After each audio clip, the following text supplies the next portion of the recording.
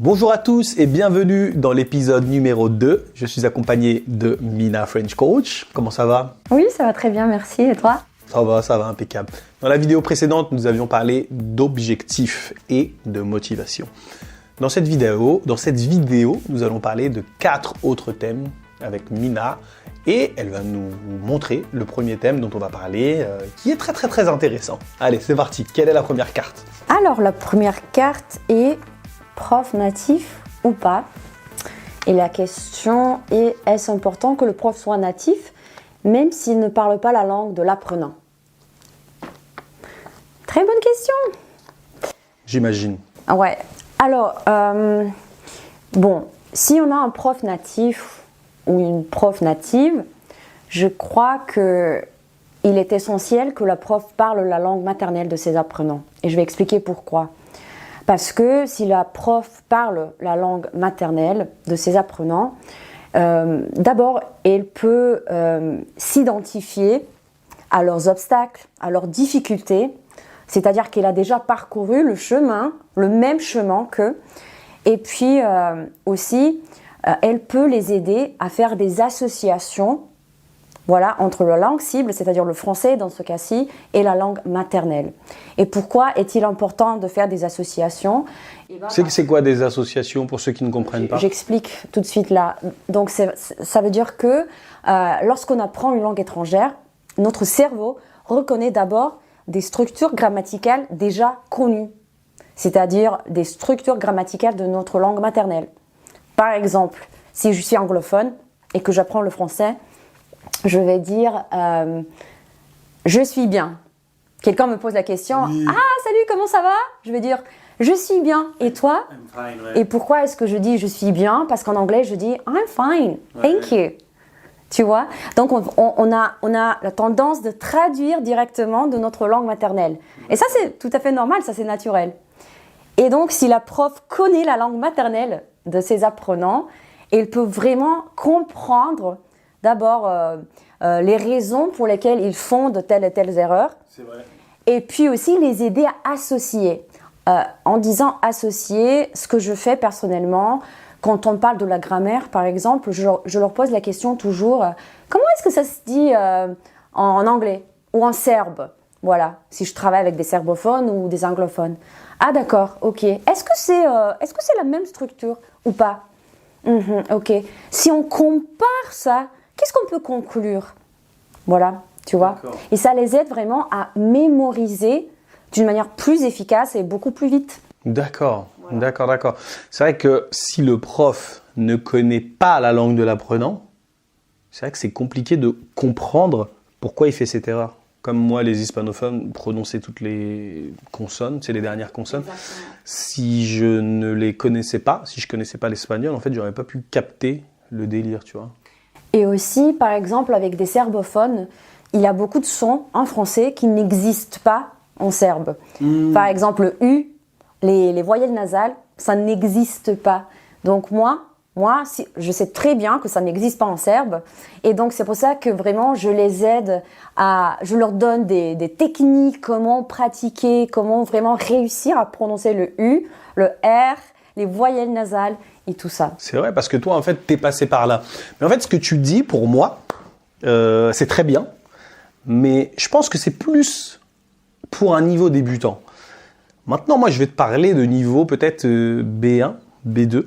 Est-ce que tu crois que pour ces niveaux-là, on doit absolument avoir un prof natif ou un prof non natif, ça fait très bien l'affaire aussi? Alors, pour les niveaux plus élevés, oui, bien sûr, c'est excellent si on a un prof natif. Voilà, ça c'est très bien parce que... Pourquoi c'est très bien? Oui, parce que cette prof ou ce prof maîtrise très bien la langue. Ça veut rien dire, hein? Oui, bien sûr, mais quand même, c'est important. Voilà. Alors que si on a une prof non native, ce serait bien si elle peut-être avait déjà des expériences dans un pays francophone, c'est-à-dire si elle avait déjà vécu en France ou ailleurs, et bien sûr si elle maîtrise la langue bien. Mais si elle maîtrise bien la langue. Très bien. Tu vas supprimer cette partie. C'est pas grave, t'inquiète pas. Ok. Alors, oui, pour les niveaux plus élevés, oui, bien sûr, on se focalise sur le lexique, la grammaire, oui, ça va, mais on sait déjà que les apprenants ont des bases, on peut dire ça. Mais quand même, moi, je pense qu'il faut toujours faire des associations. Toujours, toujours. Pas juste au niveau de la grammaire, au niveau du lexique aussi. Comment est-ce que tu dis ça? Je sais pas. Si moi j'ai travaillé aussi avec des hispanophones, moi je dis toujours, parce que je parle espagnol aussi, moi je dis ok, comment est-ce qu'on dit ça en espagnol? Ça peut être vraiment une expression compliquée, voilà, d'un niveau, je sais pas, B1, B2, tu vois. Et donc ok, est-ce que c'est le même ou c'est le contraire? Ah d'accord, ce sont de faux amis. Ok, je t'explique, tu vois. Donc il est toujours important d'associer, de faire des associations, parce qu'en fait notre cerveau veut, comment dire, économiser l'énergie. C'est-à-dire, si je connais déjà une structure grammaticale en ma langue maternelle, voilà, je vais directement traduire depuis ma langue maternelle, voilà. Et c'est ce qu'on fait même quand on a un niveau B1, même quand on a un niveau plus élevé. C'est ce qu'on fait parfois. Si on apprend, voilà, de nouvelles expressions qui sont un peu plus compliquées, voilà. Donc, je crois que faire des associations, c'est vraiment crucial. D'accord. Et donc, le mieux serait si la prof, voilà, parlait la langue maternelle, à mon avis. Donc, que ce soit une prof native, bien sûr, c'est excellent. Mais si la prof native ne parle pas la langue maternelle, je crois que, voilà, cela peut-être, enfin, c'est plus difficile, je crois. Okay. Et pour les profs, comme je disais, pour les profs non natives, moi je suis une prof non native et je ne peux pas me comparer à des profs natives, je veux pas le faire, mais quand même, je crois que pour enseigner une langue, il faut avoir beaucoup plus de compétences que juste, parler la langue, c'est-à-dire bien maîtriser la langue. Bien sûr, voilà. Bien sûr, bien sûr. Pour toi, tu crois que c'est possible d'enseigner le français à plusieurs apprenants de nationalités différentes quand ils sont débutants, ou c'est très compliqué? Tu as un Chinois, un Serbe, un Russe, un Espagnol, un Anglais. Dans le même groupe? C'est compliqué ça? Oui, je crois que c'est compliqué. Moi, personnellement, je ne travaille pas avec des débutants complets, mais je crois que c'est très compliqué parce que, si tu veux, quand on apprend une langue, la culture joue un grand rôle aussi. Voilà, donc il faut connaître des différences culturelles, des coutumes et tout ça parce que c'est vraiment important. Donc voilà. C'est vrai que quand tu connais pas la culture des gens, tu peux créer des situations gênantes. Il y a des choses parfois, désagréables et exactement. Tout. Donc oui, je crois que c'est difficile. Moi, je n'avais pas de telle expérience. Donc je travaille avec des serbophones, c'est-à-dire des gens des Balkans, et aussi avec des anglophones. Et j'ai travaillé avec quelques hispanophones aussi, et ça s'est super bien passé. Mais en individuel, c'est ça? Oui et non. Enfin, en groupe, mais je les groupe comme ça. Un groupe des serbophones, un groupe des anglophones. Okay. Voilà. Un groupe d'anglophones, c'est bien. Oui. Okay. Impeccable. Merci beaucoup. Prof natif ou pas, ça dépend peut-être du niveau des élèves et aussi du groupe que vous avez.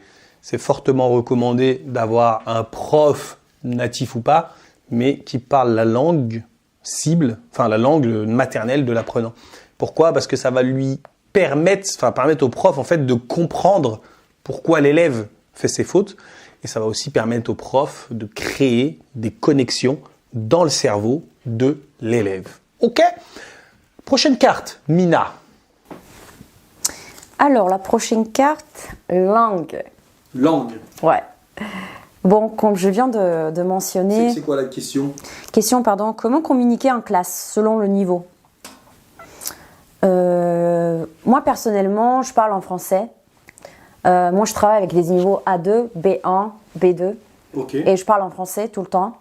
Mais, par exemple, avec le niveau A2, parfois, j'explique un peu certains points grammaticaux en serbe. Quand je travaille avec des serbophones, quand je travaille avec des anglophones, je fais la même chose, juste en anglais. Voilà. Pourquoi? Parce que quand on parle de la grammaire, on n'est pas focalisé sur la fluidité, sur la prise de parole. Voilà. On veut comprendre la règle. Ah, d'accord. Donc, je ne vais pas corriger leurs erreurs quand on apprend la grammaire, là, tout de suite, là. Parce que je crois que ce serait contre-productif, en fait. Voilà, donc lorsque j'explique une règle de grammaire, et en fait, moi, j'utilise un modèle de coaching pour parler de la grammaire. C'est-à-dire que, voilà, c'est plutôt une conversation, voilà, c'est toujours la question, est-ce que tu comprends, comment est-ce que tu dis ça, je sais pas, en serbe, en anglais, ok. Et puis, c'est l'application instantanée, c'est-à-dire qu'on essaye vraiment de créer des exemples personnels, toujours, parce que le cerveau aime tout ce qui est réaliste, personnel, réel, je veux dire.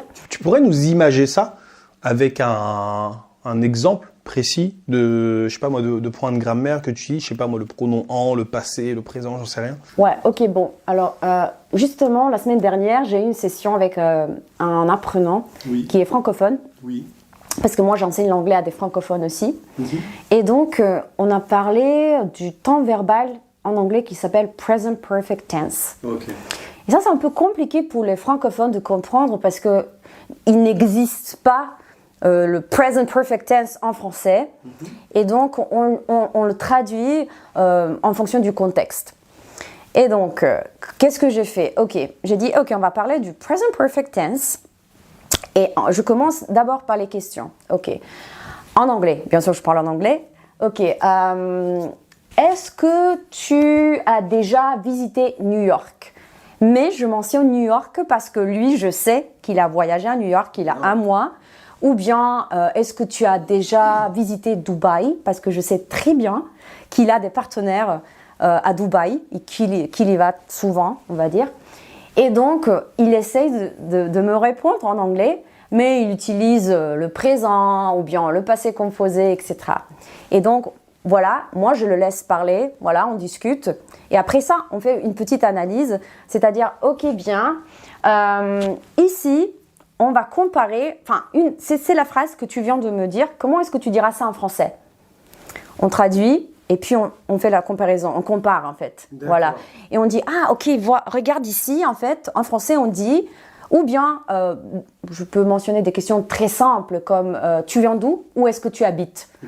Ok. Ou on dit, bon, j'habite en France. Combien de temps est-ce que tu habites en France? La question. Pour répondre à cette question, en français, on dirait « j'habite en France depuis 15 ans ». D'accord. Donc, on utilise le présent.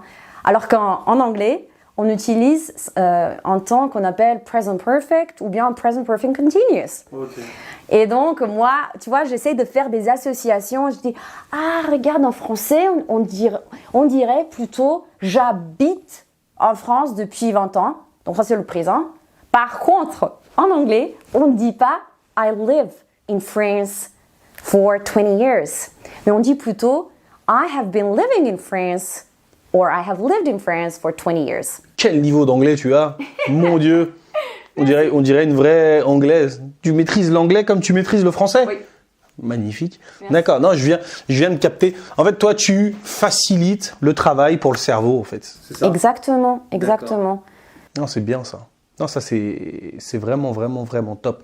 Donc du coup, pour toi, quelle langue parler en cours de FLE, c'est avec des débutants, ponctuellement, il faudrait que, tu parles français quand il faut faire des conversations, mais ponctuellement, quand le but c'est vraiment de comprendre une règle. Exactement. Tu facilites vraiment la compréhension de la règle, tu fais quelques associations et basta en fait. Et je crois qu'il n'y a pas une règle précise qui dit oui, il faut parler qu'en français. Parfois, même quand j'ai une session avec mes élèves du niveau B1 et que je vois qu'ils ne comprennent pas vraiment, par exemple, si on parle du subjonctif, ah là là, le sujet préféré de tes élèves. Ouais, c'est le cauchemar en fait. Et si je commence à expliquer en français et que je vois qu'ils sont genre, qu'est-ce qu'elle raconte? Voilà. Tu regardes un peu leur réaction. Ah bah oui, c'est comment on dit ça, le paralinguistique qui compte aussi, ça c'est très important. Oui, je regarde les yeux, je regarde le mouvement, la voix, etc. C'est non-verbal en fait, le côté non-verbal. Et donc là je dis, ok, bon, je commence à parler en serbe, mais voilà, quand on parle, quand vraiment on est focalisé sur la conversation, la fluidité, là, alors je parle en français.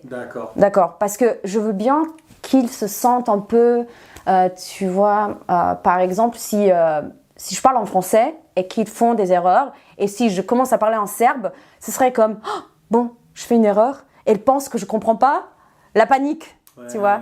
Donc ça, c'est bien, c'est pas bien. D'accord. Non, je comprends tout à fait ta façon de faire. Après, chacun a sa manière de faire. Il n'existe pas la manière parfaite n'existe pas, je pense. Mais en tout cas, c'est très très instructif. Merci pour la langue. Je ne sais pas si tu avais autre chose à ajouter. Quelle langue parler? Ça va. Ça va, c'est cool. Donc, quelle langue parler? Selon Mina, parler français. Mais parfois, en fait, selon la réaction de vos élèves, le langage non verbal, pardon, il est nécessaire d'utiliser la langue maternelle de l'apprenant, tout simplement, pour qu'il comprenne le subjonctif, etc., etc. Une fois qu'il l'a compris, vous repassez au français, surtout si c'est des objectifs de fluidité, de conversation, etc., etc., etc. Merci beaucoup Mina pour, comment elle s'appelle, prof natif ou pas, et la langue. Dans une prochaine vidéo, nous verrons 2 autres sujets. Allez, ciao!